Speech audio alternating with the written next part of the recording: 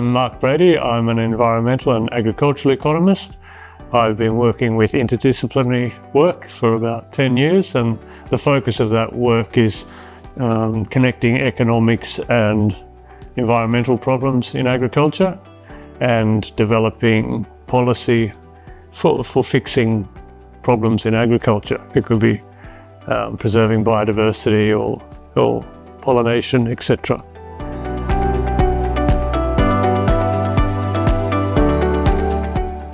I'm working at Lund University at the Centre for Environmental and Climate Research. I think Lund University is several hundred years old. It's one of the oldest universities in Sweden, whereas the Centre for Environmental and Climate Research is 10 years old, which was previously the Department of Environmental Science. At this centre we've been doing research on agricultural landscapes, especially in relation to climate change, conservation of biodiversity for at least the last 10 years has been a special focus, but researchers there have been working several decades on particularly biodiversity, and in recent years climate change has become a big issue.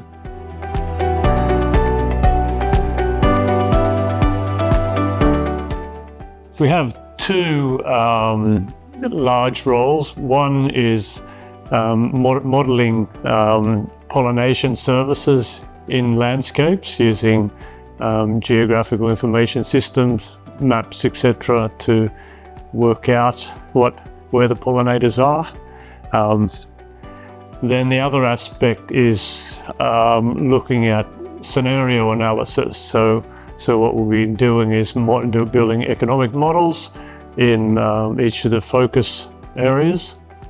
And the idea there is to look at how pollination services will develop in the future, how it will affect agriculture if things continue as they are. For example, if we have a trend of declining pollination, we look at, how will that affect farmers in the future?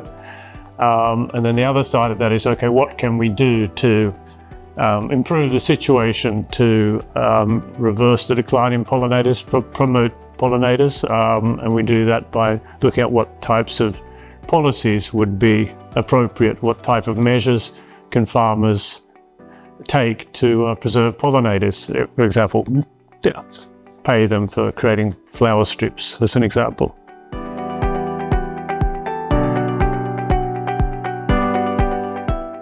Well, in the long term, I hope really that VALOR will increase our knowledge of how farming is affecting pollination, and in turn how farmers can benefit from pollination.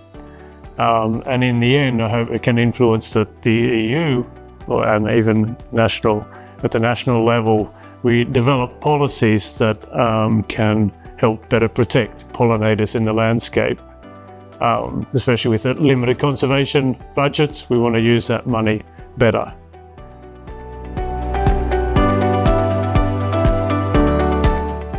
Multidisciplinary.